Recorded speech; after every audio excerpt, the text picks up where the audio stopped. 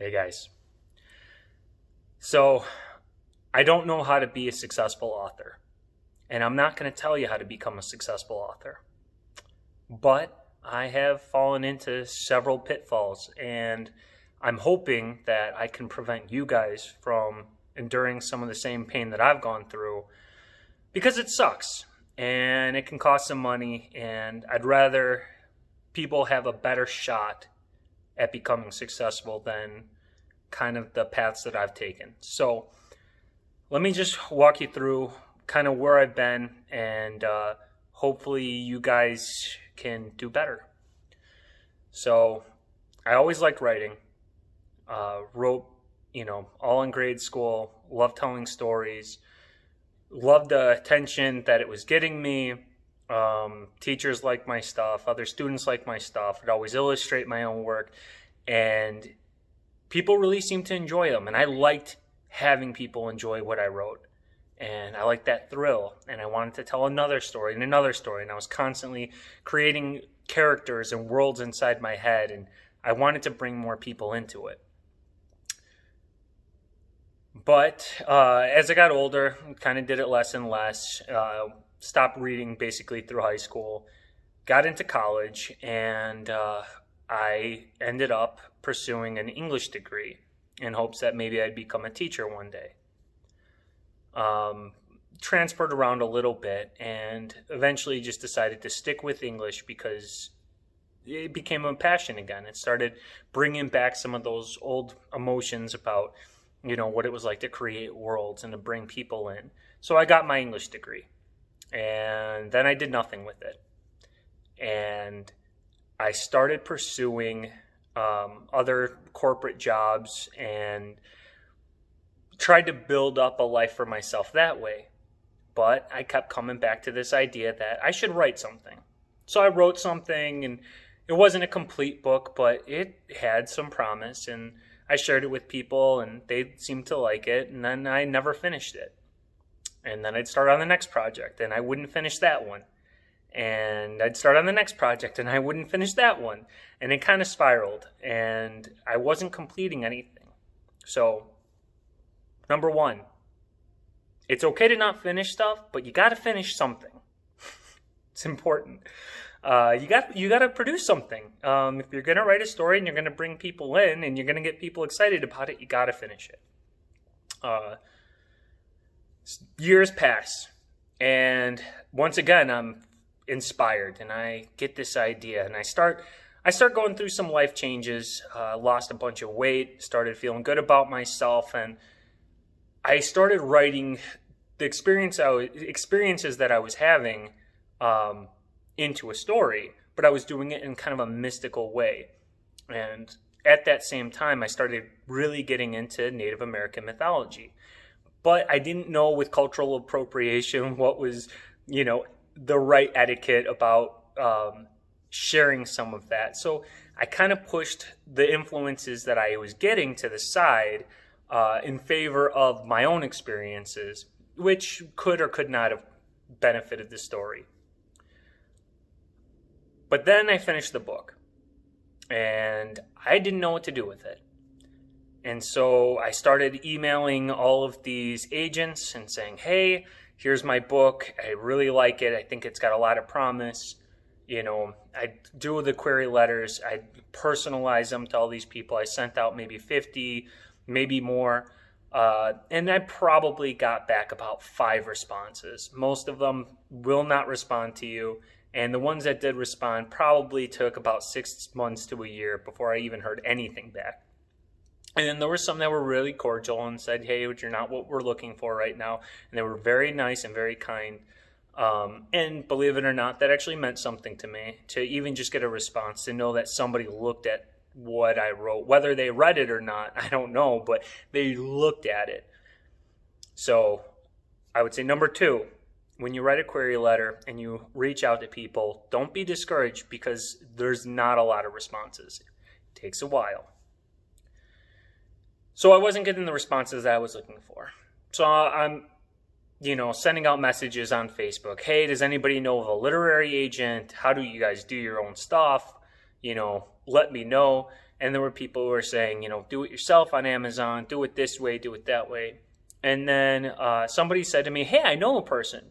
They are involved in a brand new startup literary agency. We can pitch the book to them and see what they think. And I'm thinking, nice. A startup, I'm starting up. Maybe we can kind of be each other's ticket, Maybe we can really help each other out. I'm going to push hard for it because it's something I believe in. And they're going to push hard for it because they don't really have a backlog or like a history that they're able to sell people on. So they're going to try extra hard to make sure that my book is going to be the one, So I had this thought in my head. So I started working with these people, and I know nothing about what it takes to publish a book. But, they say, oh, you got to pay a little bit. We're starting out and we don't have the funds. We can't give you money, but, you can give us some money and we'll use it for, publishing costs. We'll use it for the cover designer. We'll use it for the editor. We'll use it for marketing. We're gonna help you really get this book refined and good. So I started sending over my manuscript, and I like it.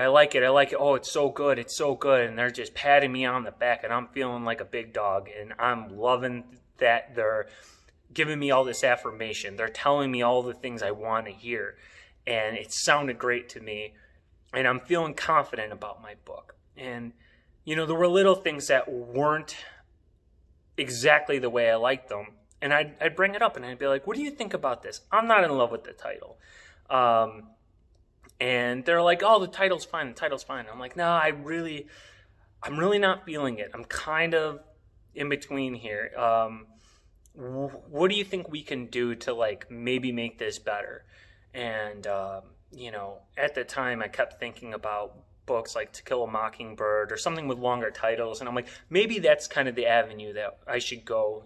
Maybe I should have something bigger that like Of Mice and Men or something like that kind of draws people in and has something to do with the story but doesn't really give it away.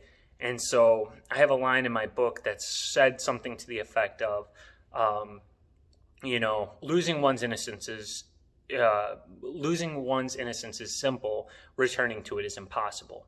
So kind of played around with those words and eventually came to the title, The Impossible Return to Innocence. And I like the ring of it, but it doesn't explain what my book is really about. It is what my book is about. It is like the heart of the book, but it doesn't tell you what kind of genre. It's very hard to figure out where this book fits in, So anyway, get a cover designer, hire a friend of mine to do a book trailer and narrate it. And eventually what came out was this book, The Impossible Return to Innocence. And it's a good book. It's a fine book. It's not great. It's good. And then I didn't know what to do with the marketing. I thought that this publishing house was going to help me. They told me, they said, we're going to make sure that your book gets sold. We're going to market it. We're going to put it on our website. We're going to share it out to the world. We're going to give it to agents. We're going to give it to reviewers. We're going to make sure that people read this book. And once this book came out, that was it. They stopped talking to me. They got their money, the book came out just like they said, and everything after that was silence. They didn't do anything more. And email them, hey, is there something more we could do? Is there something I can do? Let me know if there's, a way that I could promote this and, do more for it. And they're like, well, maybe you could try doing signings.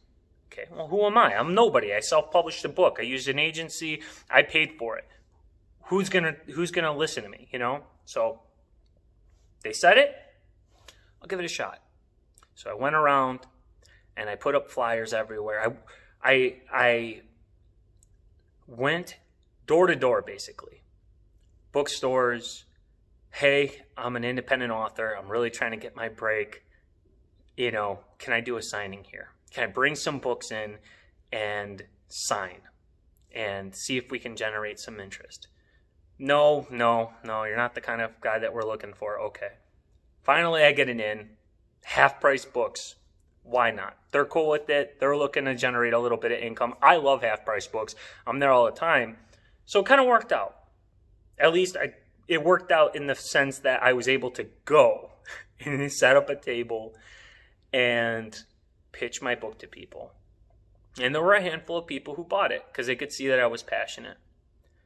And that's about it. Just a handful. So I really started going online, and I don't want to say that I begged, but I kind of sort of begged all my friends and my family to read my book. I'm not money hungry. Okay, I put a lot into this. I put thousands of dollars into this book because I thought this agency was going to help me get it published. And there was like no return. So I started asking people, please share the book, read the book, buy the book, whatever you got to do. Just, I really, really, really want this to generate some kind of momentum so that it can get into the right hands. And I had another handful of friends, only a handful, but a good, strong handful, who bought my book. And they read it more or less. I think I'd lose people somewhere around the 5th chapter. And those people would say something to the effect of, I like your book, but it's not my kind of story. And it kind of crushed me a little bit. But this is something that I learned. It's not their responsibility. It's on me. It's on you. When we make something, we have to make it for the right audience. I wrote a book for myself. I wrote a book that I would like to read. And my friends are different than me. And they don't have the same interests as I do. At least most of them don't. And I can't expect that out of them. That was wrong of me to expect them to read my book. I mean, it's nice. It was actually really nice that they would, they would invest that time to even try. Because a lot of them don't even read.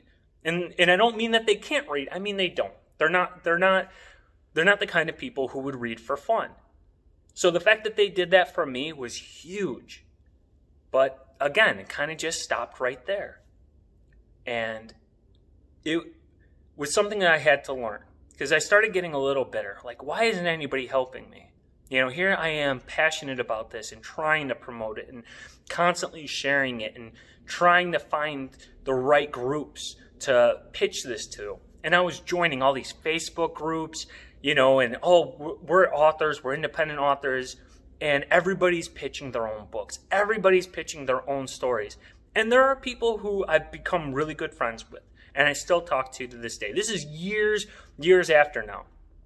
And I talk to these people still really frequently because I genuinely care about them. And those relationships are awesome.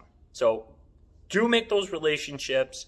Understand that there's a lot of people out there doing the exact same thing that you're doing. And they're all suffering the same exact way that you are. So be patient with them and be kind to them.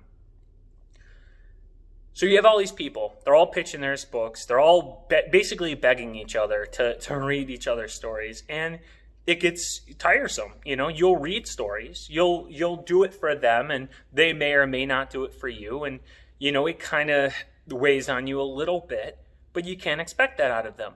They're doing their own thing. They're not excited about your book the way that you are. You still haven't found your audience.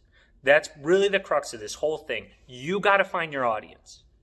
Okay? I don't know where my audience is. I still haven't quite figured that out. But you got to figure out where your audience is. So I'm still hopeful at this point. I'm like, I really like this book, and I love this story, and I love where this went. I want to write another one.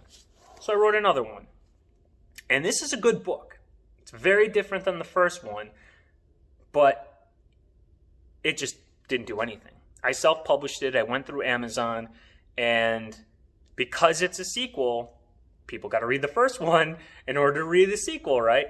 I mean, it's detached enough, but when you say it's a sequel and people see a long book, they're just like, well, I didn't read the first one, and I'm not really interested in it, or I already bought the first one, that's good enough. And they're right. If they're not interested, they shouldn't have to keep buying it just because they keep making it. So, second book, Barely a handful of sales. Barely. Again, this one's good. I've been told it's even better than the first one, which is what you want to do. You want to get better. So that's what I did. I got better. But nobody knows it. So I start sending these out to agencies again. Hey, I'm looking. Kind of the same song and dance, find this other place. And they go, hey, we're another startup. And I'm like, I've heard this before. But they're like, we aren't going to take any money from you. I'm like, that's a good start.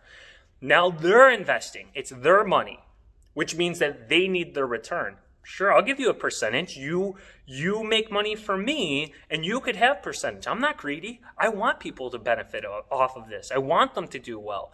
And now they have incentive. So I go through all the channels to make sure that my book is free and clear of any obligation to anybody else. It doesn't belong to Amazon, doesn't belong to the other publishing house.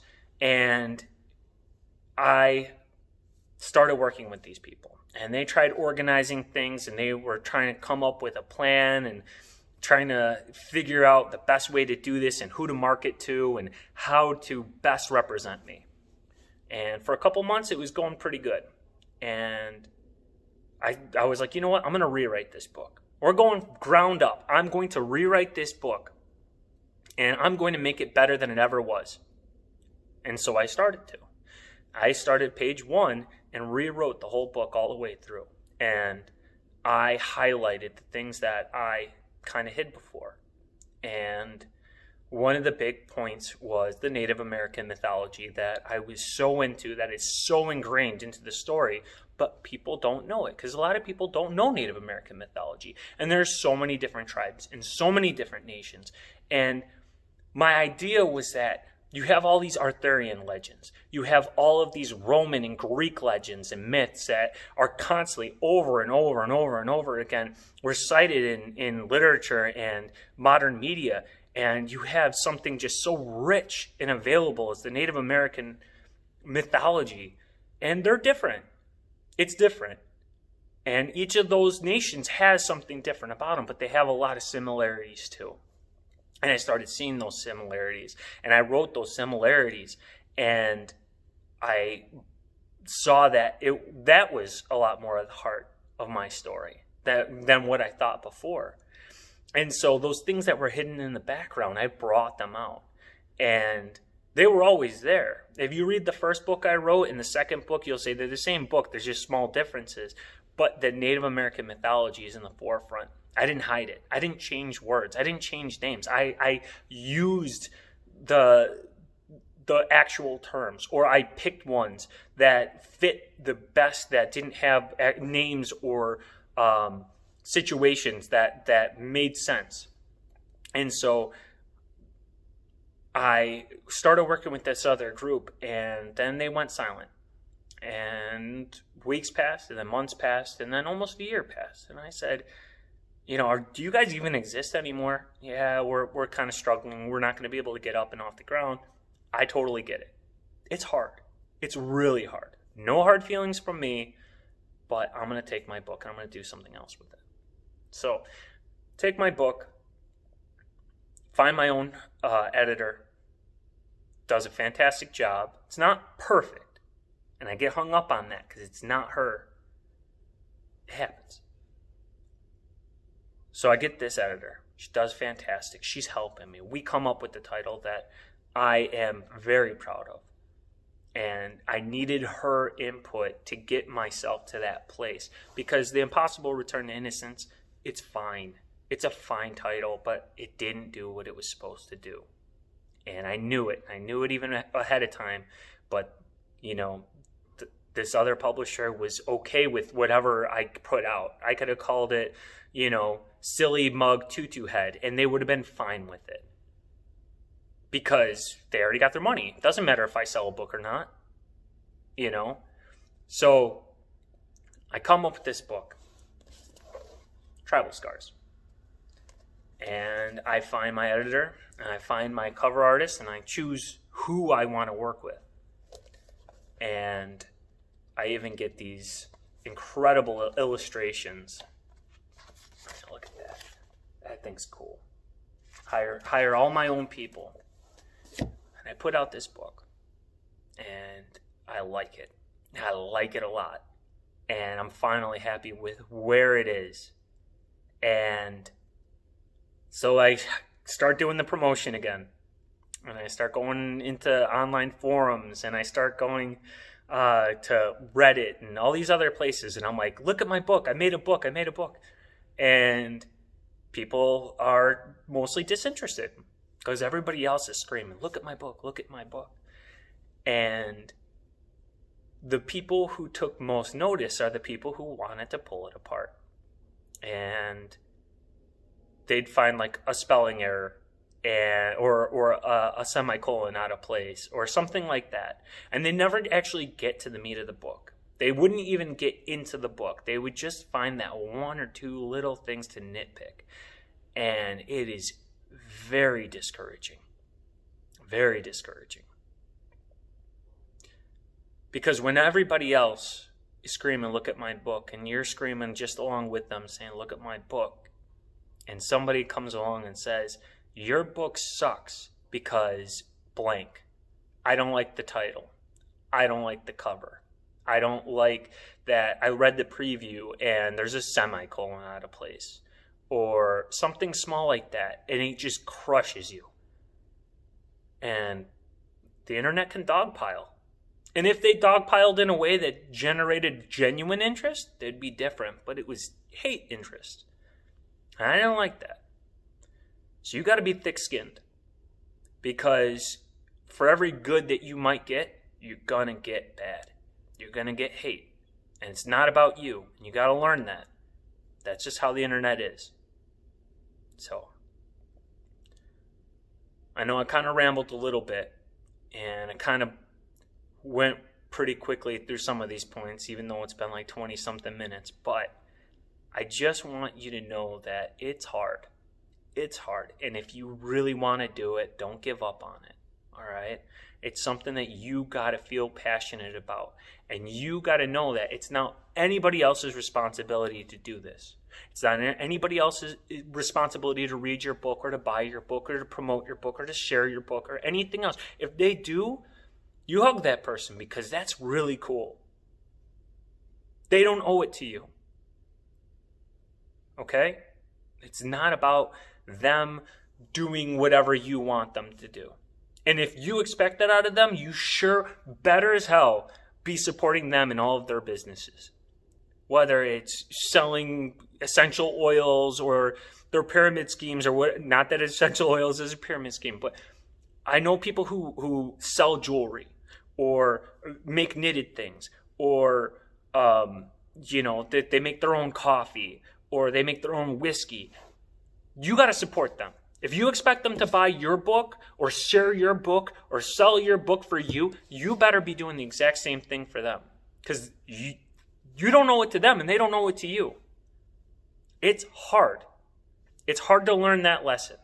That's probably the toughest thing that all of us have to come to terms with.